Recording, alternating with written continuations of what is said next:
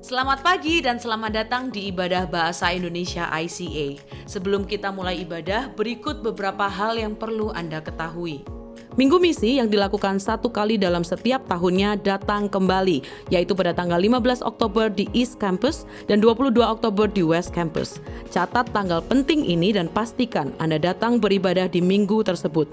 Sesuatu yang besar akan terjadi. Siapkan diri kita untuk rencana Tuhan atas ICA. Memberikan persembahan menjadi semakin mudah.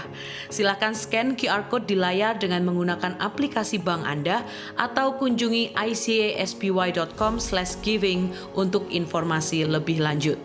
Tahukah Anda bahwa catatan khotbah ICA dapat ditemukan setiap minggunya di aplikasi Alkitab YouVersion?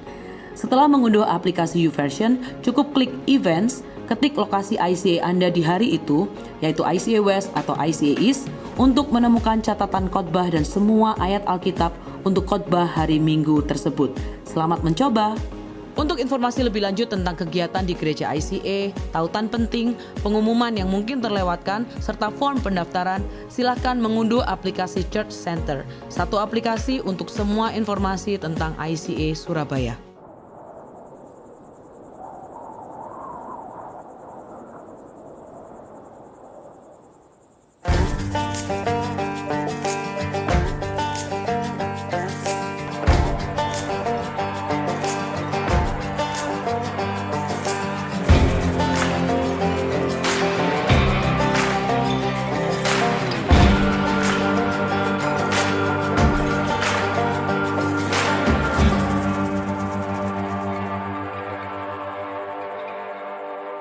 Shalom teman-teman, kami bersyukur bahwa saudara semua bisa hadir pada hari ini untuk mengikuti ibadah online ICA Surabaya. Pada hari ini kita masih akan mempelajari seri yang sudah beberapa minggu kita pelajari juga yang berjudul Lolos atau Tak Berhukum. Jadi bagi saudara yang mungkin belum sempat untuk mendengar atau mengikuti ibadah-ibadah yang lain, saudara juga bisa mengikuti ibadah itu dan melihat di channel kami yang di YouTube ICA Surabaya. Nanti Anda bisa juga melihat seri-seri bagian dari seri ini yang sebelumnya sudah dikhotbahkan. Hari ini kita akan melihat bagian ketujuh dari seri Tak Berhukum ini yang judulnya Kematian Pahlawan yang Cacat. Dan sebelum kita masuk ke firman, saya merasa agak ironis ya mestinya ya. Karena apa yang kita pelajari minggu lalu dan apa yang akan kita pelajari hari ini, tempat yang dikatakan, yang disebut di firman yang akan kita baca hari ini, di saat ini tempat ini menjadi medan perang di Timur Tengah. Dan saya tidak tahu apakah ini suatu kebetulan, tapi saya juga merasa bahwa di dalam Tuhan tidak ada yang kita panggil kebetulan. Tapi saya percaya ketika kita membaca firman ini, kita juga akan mengerti apa yang Tuhan ingin katakan kepada kita semua. Tetapi sebelumnya, mari kita berdoa tentang situasi yang sedang terjadi. Bukan hanya di Timur Tengah, tetapi juga di bagian Eropa, di perang yang sudah berlangsung di sana selama lebih dari 1 tahun. Dan juga hal-hal lain yang sering kita perhatikan di berita dunia pada saat ini. Gempa bumi, tentang tempat-tempat yang dilanda kebakaran atau kebanjiran. Mari kita serahkan semua itu ke dalam tangan Tuhan. Dan kiranya Tuhan sendiri yang akan mengendalikan semua hal itu. Karena memang Dia adalah Tuhan yang Maha Kuasa, dan karena semua ini adalah ciptaannya Tuhan sendiri yang memimpin apa yang sedang terjadi saat ini. Mari kita berdoa. Tuhan, kami bersyukur pada hari ini kami bisa berkumpul dan mendengar firman-Mu untuk belajar lagi dari Engkau Tuhan. Kiranya Roh Kudus-Mu sendiri Tuhan yang akan mengurapi kami semua dan membuka hati kami semua dan berbisik kepada kami supaya kami bisa mengerti apa yang sedang Engkau katakan, apa yang Engkau ingin ajarkan, dan apa Tuhan yang sedang terjadi di dalam dunia sekarang ini. Dan kiranya pengertian ini juga datang dari Engkau sendiri. Bukan dari kebijaksanaan manusia, tetapi dari urapan Roh-Mu atas kami semua. Kami doakan Tuhan, semua yang sedang terjadi, perang-perang yang sedang terjadi di beberapa bagian dunia, kebanjiran, kebakaran malapetaka yang terjadi, dan gempa bumi apapun yang sedang terjadi di beberapa bagian dunia pada saat ini. Kiranya Engkau yang menjamah area-area ini. Di mana ada peperangan, kiranya Engkau memberi kedamaian. Di mana ada kesengsaraan, kiranya tangan-Mu mengulur Tuhan pada orang-orang yang sedang mengalami bencana-bencana ini supaya mereka akhirnya mendapat pertolongan yang penuh. Dan kiranya damai-Mu mengurapi kami semua. Kami buka hati kami Tuhan pada hari ini untuk mendengar firman-Mu. Ajar kami Tuhan hari ini. Biarlah mata kami terbuka dan kami bisa lebih mengerti tentang-Mu, tentang Engkau, tentang apa yang sedang Engkau kerjakan Tuhan, tentang apa yang Engkau ingin bisikan kepada hati kami pada hari ini. Dalam nama Yesus kami berdoa dan mengucap syukur. Amin. Amin. Hakim-Hakim 16. Ketika Simson di Gaza, dan ini dikatakan firman Tuhan. Ayat 1. Pada suatu kali ketika Simson pergi ke Gaza, dilihatnya di sana seorang perempuan sundal, lalu menghampiri dia. Mari kita berhenti di sini sejenak ya. Dan ketika saya membaca ini, saya berpikir, aduh, apa yang sedang dilakukan Simson di sini? Di pasal 15, pasal sebelumnya, kita melihat bahwa dia mengalahkan orang-orang Filistin, meskipun bangsanya sendiri mengikat dia dan memberikan dia kepada bangsa Filistin. Satu orang melawan 1.000 orang. Dan Tuhan memberikan dia kemenangan. Itu yang terjadi pada hidup Simson pada saat itu. Dan pasal 15 berakhir dengan kata-kata bahwa Simson menjadi hakim atas bangsa Israel selama 20 tahun. Dan ketika kita melihat ini, 20 tahun setelah kemenangan itu, apa yang dia lakukan? Dia berjalan masuk ke Gaza dan langsung bermalam dengan perempuan sundal. Apa sebenarnya yang dipikirkan oleh Simson? Apa sebenarnya yang dia lakukan? Kenapa dia bisa melakukan hal-hal seperti ini? Mari kita lanjut. Ayat 2 mengatakan demikian. Ketika diberitahukan kepada orang-orang Gaza, Simson telah datang ke sini, maka mereka mengepung tempat itu dan siap menghadang dia semalam-malaman itu di pintu gerbang kota. Tetapi semalam-malaman itu mereka tidak berbuat apa-apa. Karena pikirnya, nanti pada waktu fajar kita akan membunuh dia. Tetapi Simson tidur di situ sampai tengah malam. Pada waktu tengah malam bangunlah ia, dipegangnya kedua daun pintu gerbang kota itu, dan kedua tiang pintu, dicabutnyalah semuanya, beserta palangnya, diletakkannya di atas kedua bahunya, lalu semuanya itu dia diangkatnya ke puncak gunung yang berhadapan dengan Hebron. Kita di sini bisa mengatakan bahwa Simson itu bodoh sekali, atau dia itu arogan, atau dia terlalu percaya diri, sombong dan lain-lain. Tetapi kekuatan Simson itu adalah sesuatu yang memang luar biasa dan patut dikagumi. Karena kita harus sadar juga bahwa kekuatan ini datang hanya dari Tuhan. Bayangkan, dia menuju ke pintu gerbang kota di mana semua orang-orang Gaza sedang menunggu dia, mengepung dia di sana. Lalu apa yang dia lakukan? Dia mengangkat pintu gerbang kota itu dan membawanya. Dan kita harus pikir, pintu gerbang kota itu mungkin beratnya kira-kira berapa? 200-300 kilograman mungkin. Tapi dia mengangkatnya ke atas gunung di seberang Hebron. Dan kalau kita melihat peta, jaraknya antara Gaza dan atas gunung itu mungkin sekitar 65 km.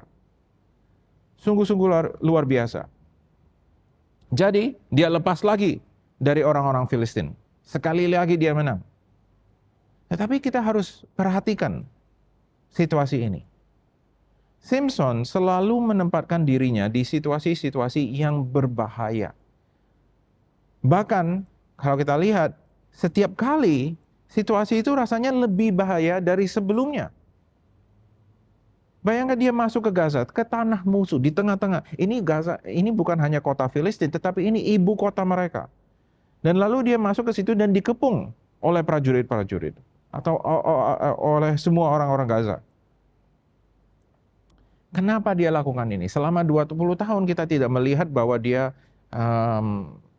mencari masalah ya dengan bangsa Filistin. Apa yang terjadi selama 20 tahun itu? Apakah saat ini dia merasa semua itu sudah aman? Apakah dia merasa semua sudah damai?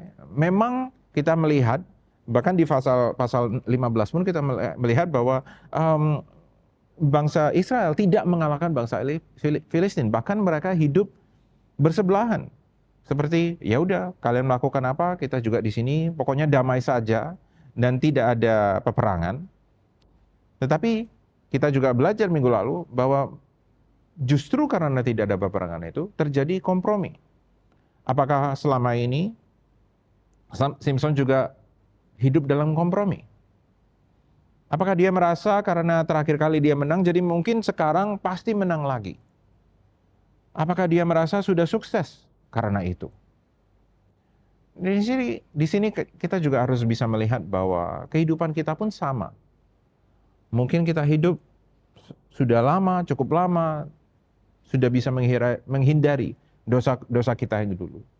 Mungkin selama ini kita merasa bahwa kita aman. Mungkin selama ini kita merasa bahwa kita hidup dalam kedamaian. Dan memang bangsa Israel pada saat itu bisa dikatakan mirip juga kehidupan mereka dengan kehidupan kita saat ini.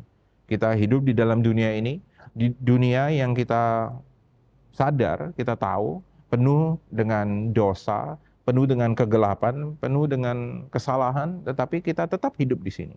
Karena Tuhan juga menempatkan kita di sini. Tetapi kita bertanya, apakah kita kompromi? Apakah kita mengikuti kehendak dunia, bukan kehendak Allah? Apakah kita mengikuti kebiasaan dunia, bukan kebiasaan-kebiasaan yang sudah diterapkan oleh Tuhan? Apakah karena itu kita merasa kita sudah sukses? Dan saya merasa itu yang Simpson pikirkan. Mungkin itu yang Simpson rasakan, bahwa dia telah sukses. Jadi dia berani masuk ke tanah musuh. Jangan biarkan kesuksesan kita membawa kita menjauh dari Tuhan. Apa yang terjadi kepada Simpson adalah dia mendekat kepada musuh lebih lagi, mendekat kepada kegelapan lebih lagi, daripada dia menjauh dari itu dan mendekat lebih kepada Tuhan. Dan kadang-kadang kita harus sadar bahwa dalam kehidupan kita, itu juga yang kita lakukan. Kesuksesan kita membawa kita menjauh dari Tuhan. Dan kita melihat di ayat berikutnya, bahwa sungguh itu yang terjadi dalam kehidupan Simpson. Karena ayat 4 mengatakan bahwa sesudah itu Simpson jatuh cinta kepada seorang perempuan dari lembah Sorek yang namanya Dilela. Dan dia ini bukan dari bangsa Israel. Dia adalah orang Filistin. Ayat 5 mengatakan, lalu datanglah raja-raja kota orang Filistin kepada perempuan itu sambil berkata, cobalah bujuk dia untuk mengetahui karena apakah kekuatannya demikian besar dan dengan apakah kami dapat mengalahkan dia dan mengikat dia untuk menundukkannya. Maka kami masing-masing akan memberikan 1.100 uang perak kepadamu. Lalu berkatalah Delila kepada Simpson, ceritakanlah kiranya kepadaku, karena apakah kekuatanmu demikian besar dan dengan apakah engkau harus diikat untuk ditundukkan? Jawab Simpson kepadanya, jika aku diikat dengan 7 tali busur yang baru, yang belum kering, maka aku akan menjadi lemah dan menjadi seperti orang lain manapun juga. Dan kita sadar di sini bahwa Simpson membohongi Delila. Dan ini terus dia lakukan 2 kali lagi. Delila sadar bahwa itu tidak berhasil ketika Simpson diikat dengan 7 tali busur, karena dengan mudahnya dia melepaskan diri. Lalu dia tanya kembali kepada Simpson, apa sih sebenarnya? Dan Simpson mengatakan 7 tali baru itu yang bisa mengikat aku dan melemahkan aku. Jadi itu pun yang dilakukan oleh Delila, tetapi tetap tidak berhasil karena itu bukan alasan kenapa Simpson kuat.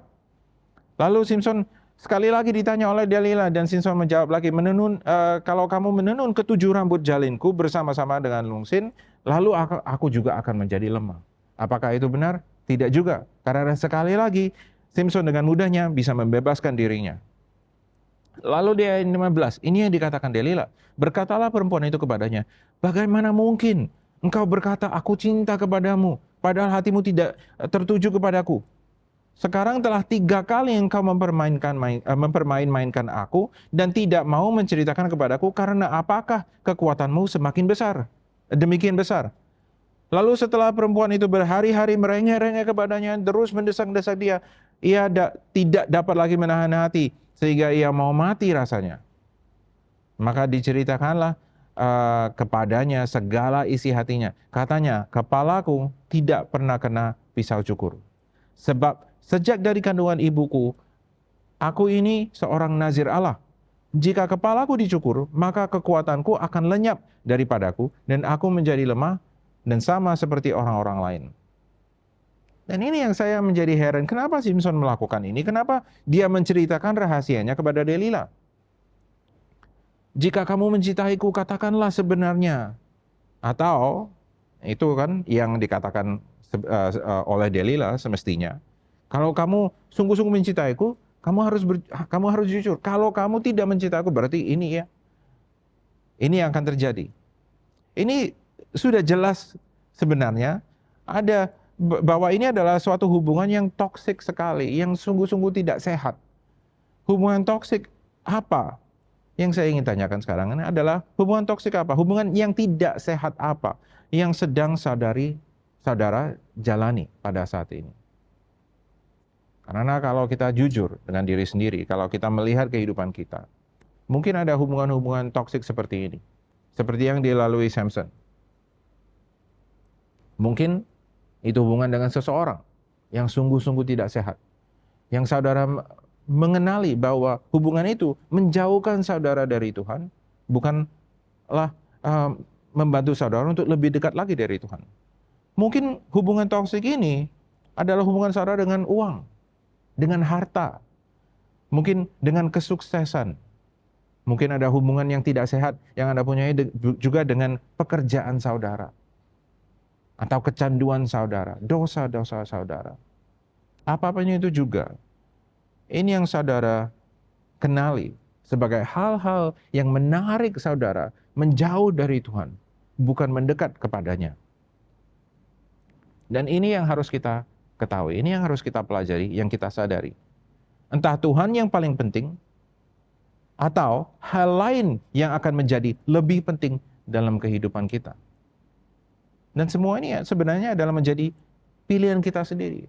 Sama seperti ini menjadi pilihan kepada Simpson. Dia bisa saja pada saat ini mengatakan, oke, ini adalah hubungan yang tidak sehat, aku akan memutuskan hubungan ini dan aku akan kembali kepada Tuhan. Tetapi bukan itu yang dia lakukan. Justru pada saat itu, ketika dia digertak oleh Delila, dia justru memilih hubungan ini lebih dari hubungannya dengan Tuhan. Apa yang terjadi? Ayat 18.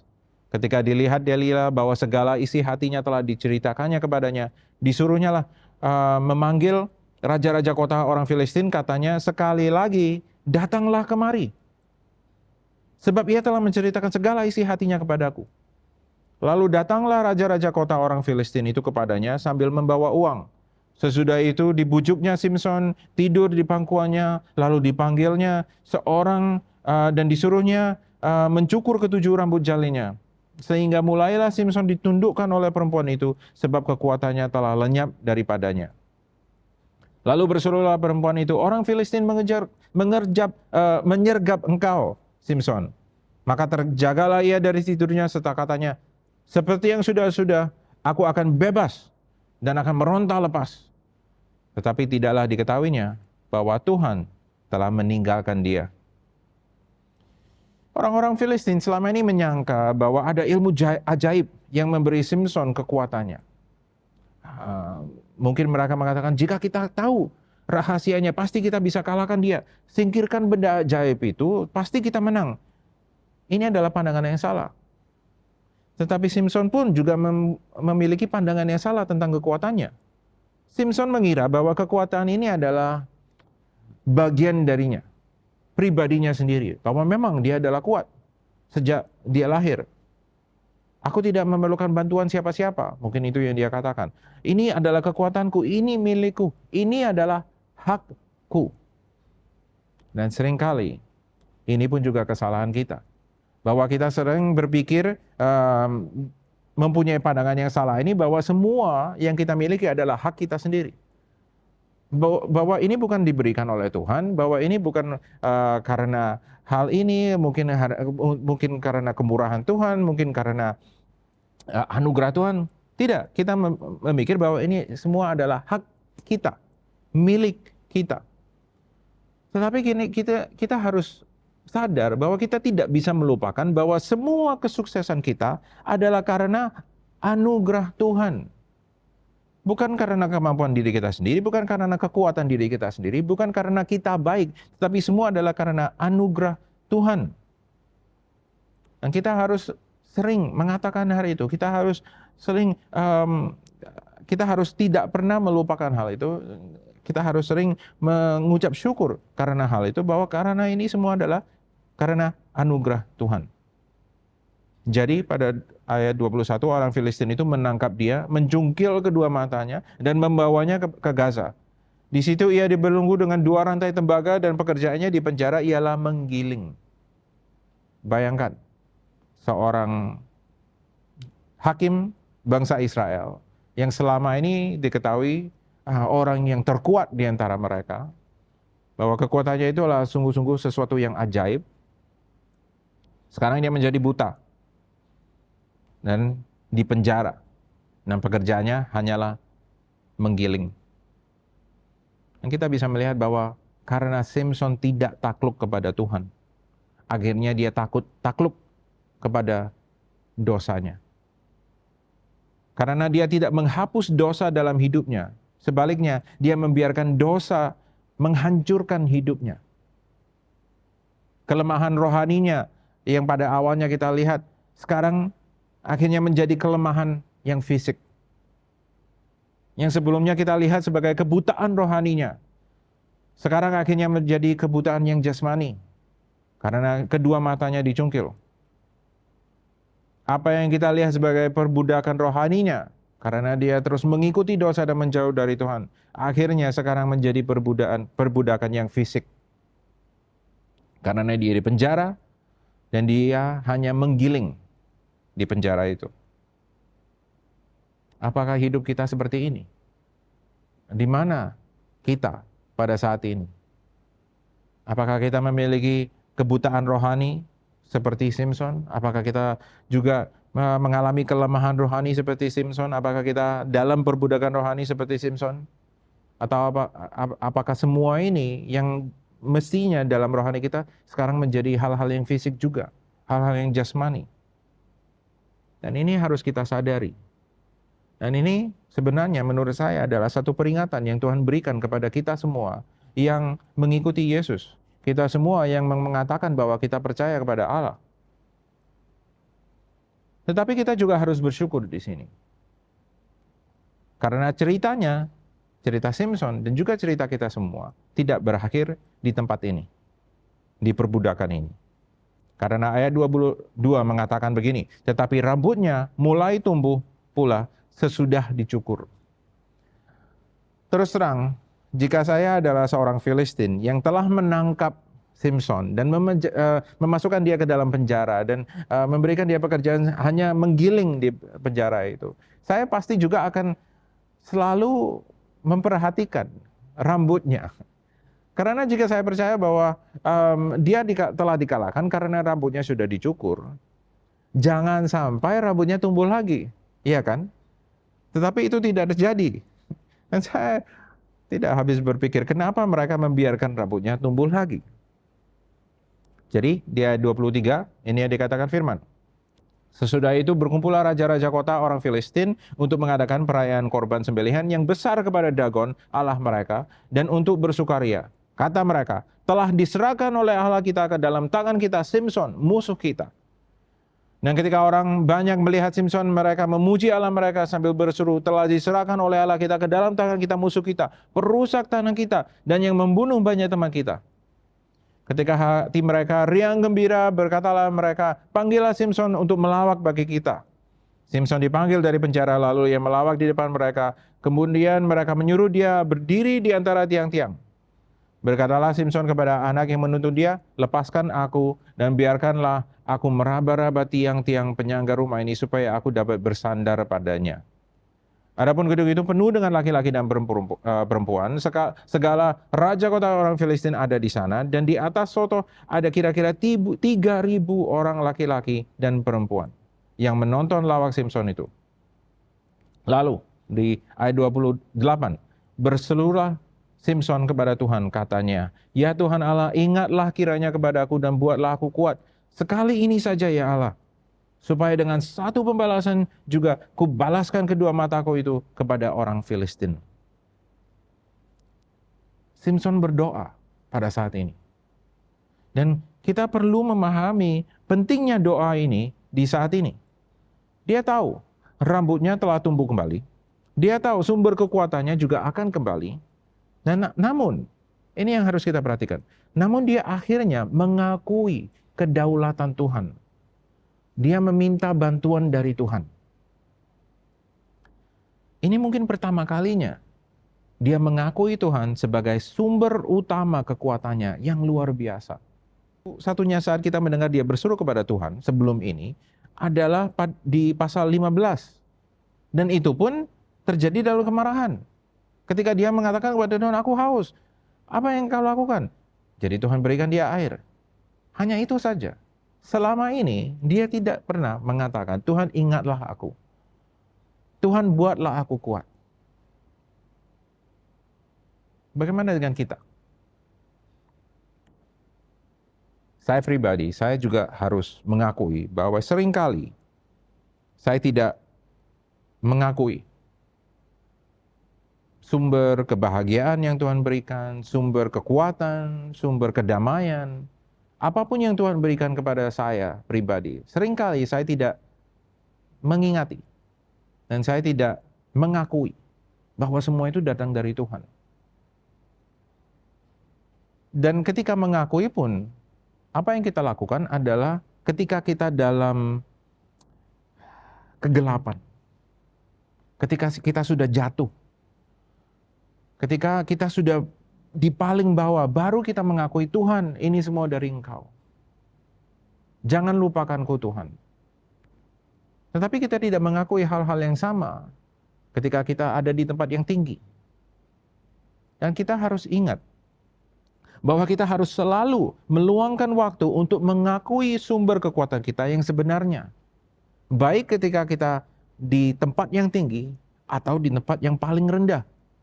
Karena di tempat yang paling tinggi dan di tempat yang paling rendah, semua itu tetap Tuhan yang berkuasa. Jadi kita harus selalu meluangkan waktu untuk itu. Untuk mengakui bahwa sumber kebahagiaan kita, sumber kedamaian kita, sumber kekuatan kita, sumber kesuksesan kita, semua sebenarnya adalah Tuhan sendiri. Bukan kemampuan kita, bukan kepada yang kita sendiri, bukan kekuatan kita sendiri. Di ayat 29, kemudian Simson merangkul kedua tiang yang paling tengah, penyangga rumah itu, lalu bertopang kepada tiang itu, yang satu dengan tangan kanannya dan kepada tiang yang lain dengan tangan kirinya. Berkatalah Simson, biarlah kiranya aku mati bersama-sama orang Filistin ini. Lalu membungkuklah dia sekuat-sekuatnya, maka rubuhlah rumah itu dan menimpa raja-raja kota itu dan seluruh orang banyak yang ada di dalamnya. Yang mati dibunuhnya pada waktu matinya itu lebih banyak daripada yang dibunuhnya pada waktu hidupnya. Sesudah itu datanglah ke sana saudara-saudaranya dan seluruh keluarganya. Mereka mengangkat dia dan membawanya dari sana, lalu menguburkannya di antara Zora dan Eshtaol di dalam kubur Manoah ayahnya. Dia memerintah sebagai hakim atas orang Israel 20 tahun lamanya. 20 tahun, bayangkan itu. Dan kemenangan terbesarnya datang pada saat kematiannya. Ini sungguh-sungguh ironis, karena dia membunuh lebih banyak orang Filistin pada hari kematiannya dibandingkan seluruh kehidupannya. Karena kita kalau berpikir, bagaimana Simson, bahkan kelahirannya, bagaimana kelahiran Simson diumumkan, orang tuanya mendoa-doakan seorang anak, dan akhirnya malaikat mengumumkan bahwa mereka akan ada anak, dan mereka akan melahirkan, dan mengajar orang tua mereka bahwa Simson harus mengikuti sumpah nazir ini. Kita mungkin berpikir bahwa hidupnya akan lebih, ya nggak tahu gimana ya, mungkin lebih suci, ya kan, lebih mulia, lebih benar, dan lebih mengangkat nama Tuhan. Tetapi bukan itu yang kita lihat. Justru kita melihat bahwa kehidupan Simson ini penuh dengan kemerosotan, kemunduran, kemarahan, ketidaksabaran, dan akhirnya berakhir dalam tragedi. Dan semua ini sungguh-sungguh sebenarnya mengingatkan saya kepada salah satu ayat yang kita sudah baca pada awal seri ini. Ketika kita mengatakan bahwa pada zaman itu tidak ada raja di antara orang Israel. Sebab setiap orang berbuat apa yang benar menurut pandangannya sendiri. Dan yang saya kutip di sini adalah dari Hakim-Hakim 17 ayat 6. Tetapi bukan ini saja kata-kata ini ditulis di dalam Alkitab. Di Hakim-Hakim pun ada, kalau kita melihat di pasal 21, dikatakan hal yang sama. Bahwa pada zaman itu tidak ada raja di antara orang Israel. Setiap orang berbuat apa yang benar menurut pandangannya sendiri. Mereka tidak memiliki raja. Bukan raja yang manusia, bukan raja yang rohani, bukan raja ilahi. Saya bahkan berpikir bahwa bangsa Israel pada saat ini pun juga tidak mengakui Yahweh sebagai raja. Sebagai raja mereka yang sebenarnya. Jadi seperti Simson, bayangkan dia yang memutuskan sendiri apa yang benar dan apa yang salah. Jadi setiap orang Israel pada saat itu juga memutuskan sendiri mana yang benar, mana yang salah. Ini suatu hal yang ironis juga, yang lucu, karena kita harus juga sadar bahwa bahkan di Ulangan, di kitab Ulangan, Musa pun memperingatkan orang Israel, bangsa Israel, sebelum mereka masuk ke tanah perjanjian, tentang bahaya yang sama. Dia juga mengatakan, janganlah kalian membuat apa yang benar menurut pandangan kalian sendiri. Jalan hidup kalian sesuai kehendak Allah. Itu yang Musa peringatkan kepada bangsa Israel di Ulangan 12. Dan memang ketika kita membaca ayat-ayat seperti ini, kita melihat di sekeliling dunia kita hal-hal yang sama. Dan kita berkata, hal yang sama sedang terjadi saat ini. Ini ceritanya sama. Ini siklus yang sudah kita bahas beberapa minggu terakhir ini. Hal yang sama terjadi terus menerus. Tidak ada orang yang hidup dengan benar. Setiap orang hidup sesuai aturannya sendiri. Bahkan apa yang benar itu ada definisi mereka sendiri. Satu orang mengatakan, oh ini adalah yang benar. Dan satu orang lagi mengatakan, oh tidak, itu tidak benar. Seperti 1 tambah 1 adalah 2. Tapi mungkin ada orang lain yang mengatakan itu tidak benar. 1 tambah 1 adalah 3 mungkin. Ini yang kita katakan di awal seri ini. Apakah saudara ingat akan hal itu?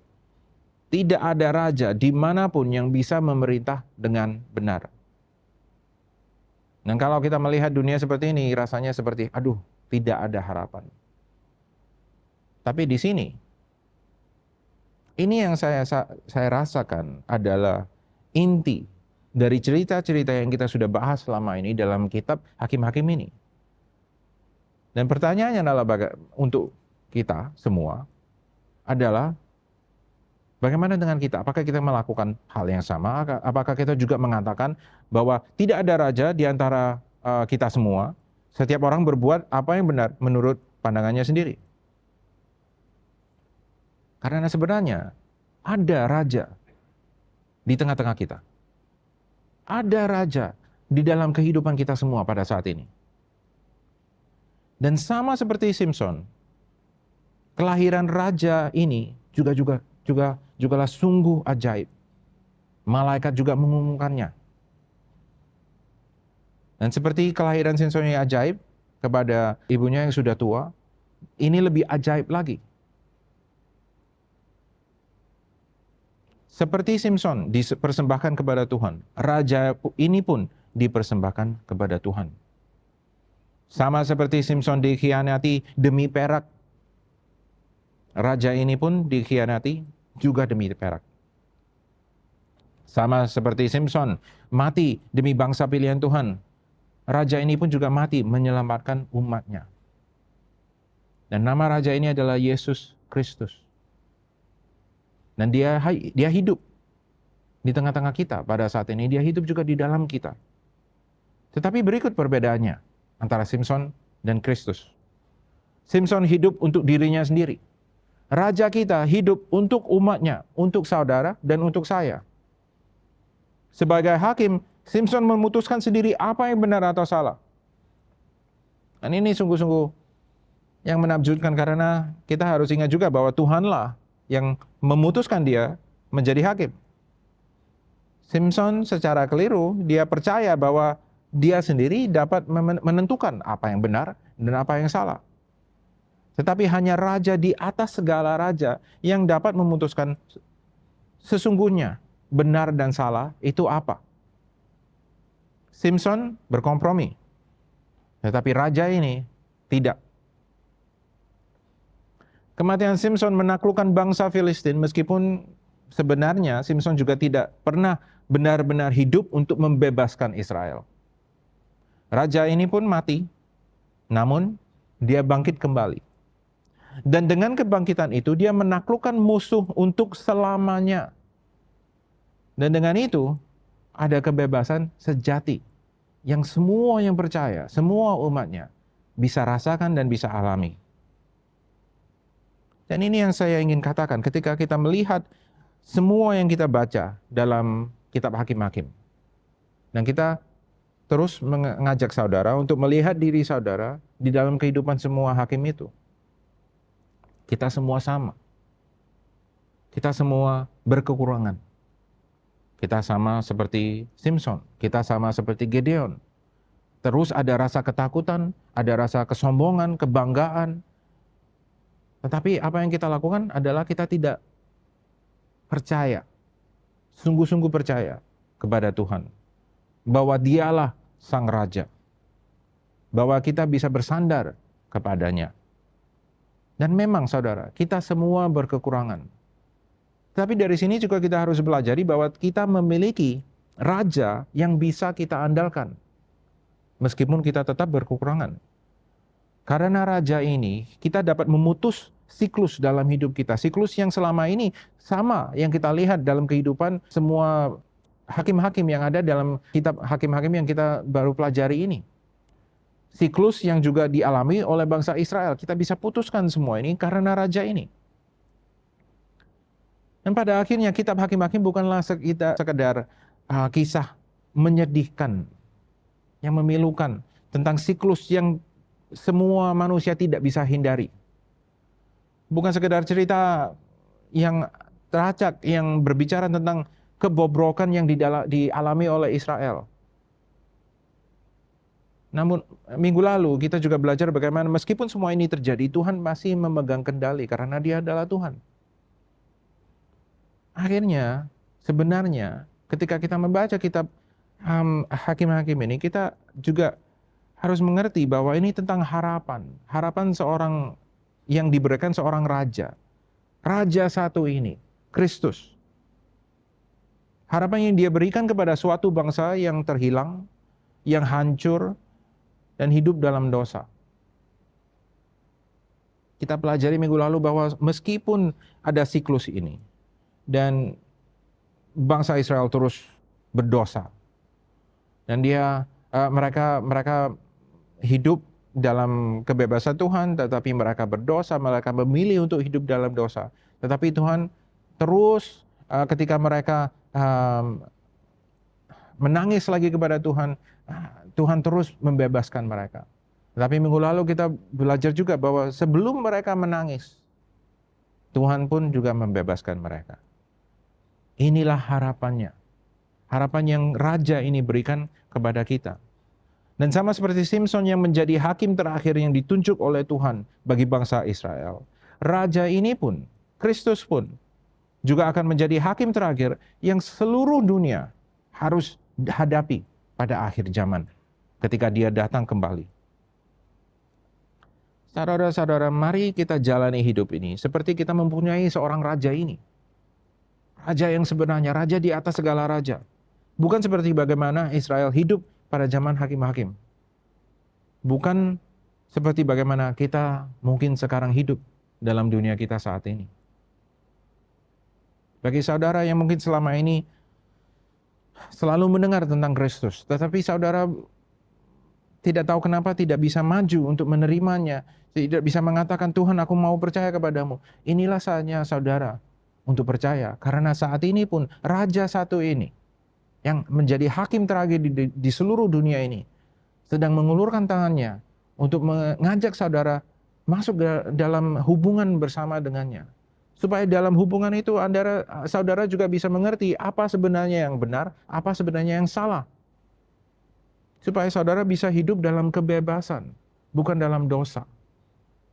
Jika itu adalah saudara, tutuplah mata saudara dan doa kepada Tuhan. Tuhan, saya ingin percaya kepadamu Tuhan. Saya ingin mengerti Tuhan bahwa Engkaulah Raja sebenarnya, bahwa Engkau adalah hakim di akhir zaman yang menghakimi kami semua. Tetapi saya juga ingin mengerti Tuhan kebenaran-kebenaran yang Engkau berikan. Saya ingin bebas dari dosa, membebaskan diri, mematahkan siklus-siklus ini Tuhan yang selama ini saya alami saya jalani dalam kehidupan saya Tuhan. Kiranya Engkau membebaskanku Tuhan, supaya saya bisa hidup dalam kebebasan-Mu, hidup dalam kedamaian-Mu, hidup dalam anugerah-Mu Tuhan. Kiranya semua yang berdoa sedemikian Tuhan pada saat ini, Engkau urapi mereka dalam Roh Kudus-Mu, urapi mereka dengan kekuatan-Mu, urapi mereka dengan kedamaian-Mu Tuhan, urapi mereka dengan anugerah-Mu, supaya mereka bisa hidup dalam-Mu, dalam kuasa Roh-Mu. Kiranya itu terjadi Tuhan. Haleluya. Teman-teman, ini yang Tuhan ingin kita lakukan. Ini undangan dari Tuhan, bahwa kita bisa hidup seperti ini dengan Raja yang sebenarnya, bukan dalam kegelapan, bukan dalam kemerosotan, bukan dalam kebobrokan yang selama ini dilakukan atau dialami oleh bangsa Israel, yang selama ini kita lihat dalam seluruh di mana-mana di seluruh dunia pada saat ini, di sekeliling kita. Karena itu terus yang kita lihat dalam berita. Tetapi Tuhan mengajak kita untuk hidup berbeda. Dan sama seperti Simpson melambangkan kedatangan Kristus yang akan datang, maksudnya ratusan tahun setelah kehidupannya. Yesus telah datang. Dan Yesus telah mengajak kita, memberitahukan kita bagaimana hidup sebenarnya. Dan melalui Yesus Tuhan mengajak kita untuk berhubungan lebih dalam dengan Tuhan sendiri. Menjalin hubungan yang erat supaya akhirnya kita bisa lepas dari kegelapan dan selalu menuju ke dalamnya. Mari kita hidup seperti itu. Tuhan, kami berikan semuanya ke dalam tangan-Mu. Kami tidak ingin hidup dalam kesombongan kami sendiri. Kami tidak mau hidup dalam keangkuhan kami sendiri. Kami tidak ingin hidup Tuhan dalam kemarahan atau dosa kami sendiri. Kami ingin hidup dalam-Mu. Kami tidak ingin hidup sebagaimana bangsa Israel hidup pada zaman hakim-hakim, atau bagaimana dunia pun sekarang hidup pada saat ini. Akhirnya, apa yang kami harus sadari Tuhan adalah bangsa Israel pada saat itu mengatakan bahwa tidak ada raja di tengah-tengah mereka. Tapi kami tahu bahwa ada Raja di tengah kehidupan kami Tuhan. Dan kami serahkan semuanya ke dalam tangan-Mu. Amin. Saudara-saudara, saya undang saudara dimanapun saudara berada untuk bangkit berdiri dan mengangkat tangan saudara jika saudara bisa. Dan terimalah berkat dari Tuhan. Kiranya Bapa yang ada di surga selalu mengasihi saudara. Percayalah bahwa Dia adalah Raja di tengah-tengah kita. Kiranya Yesus Kristus terus berjalan bersama-sama dengan saudara di sisi saudara, dimanapun saudara berada. Di atas atau di tempat yang paling rendah. Dan selama itu kiranya Roh Kudus juga selalu mengurapi saudara, memberikan saudara kekuatan untuk memuliakan namanya, mengangkat tinggi namanya dalam semua situasi dalam kehidupan. Supaya saudara selalu bisa memuliakan nama Tuhan dari sekarang sampai kedatangan Yesus yang kedua kalinya. Dalam nama Yesus kami berdoa. Amin. Kiranya Tuhan memberkati saudara semua. Kiranya urapan Roh Kudus selalu menguati, memberikan kekuatan kepada saudara. Sampai jumpa minggu depan. Kami senang Anda bergabung dengan ibadah ICA hari ini. Selamat berakhir pekan dan sampai jumpa minggu depan. Tuhan berkati Anda dan keluarga. Minggu misi yang dilakukan 1 kali dalam setiap tahunnya datang kembali, yaitu pada tanggal 15 Oktober di East Campus dan 22 Oktober di West Campus. Catat tanggal penting ini dan pastikan Anda datang beribadah di minggu tersebut. Sesuatu yang besar akan terjadi. Siapkan diri kita untuk rencana Tuhan atas ICA. Memberikan persembahan menjadi semakin mudah. Silakan scan QR Code di layar dengan menggunakan aplikasi bank Anda atau kunjungi icaspy.com/giving untuk informasi lebih lanjut. ICA membuka kesempatan untuk Anda dapat bergabung menjadi volunteer di ICA untuk melayani dalam bidang service media dan juga hospitality. Untuk mendaftarkan diri menjadi volunteer di ICA, Anda bisa scan QR Code di layar atau di meja informasi yang ada di lobi.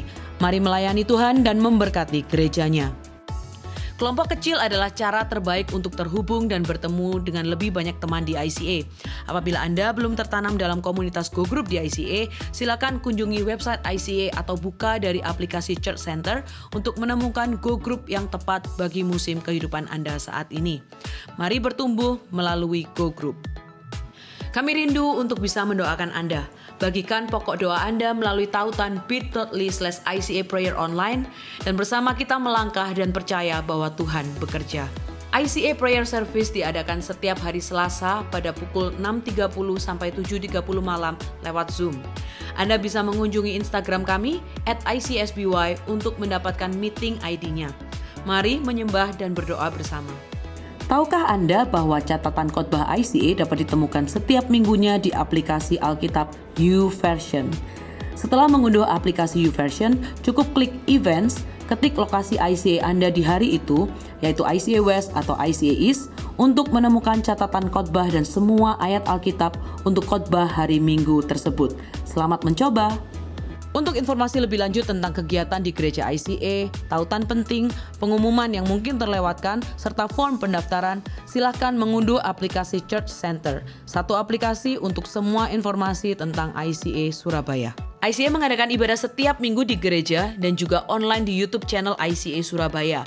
Jadwal ibadah di cabang West dan ibadah online adalah jam 8 pagi untuk ibadah bahasa Indonesia dan jam 10 pagi untuk ibadah bahasa Inggris.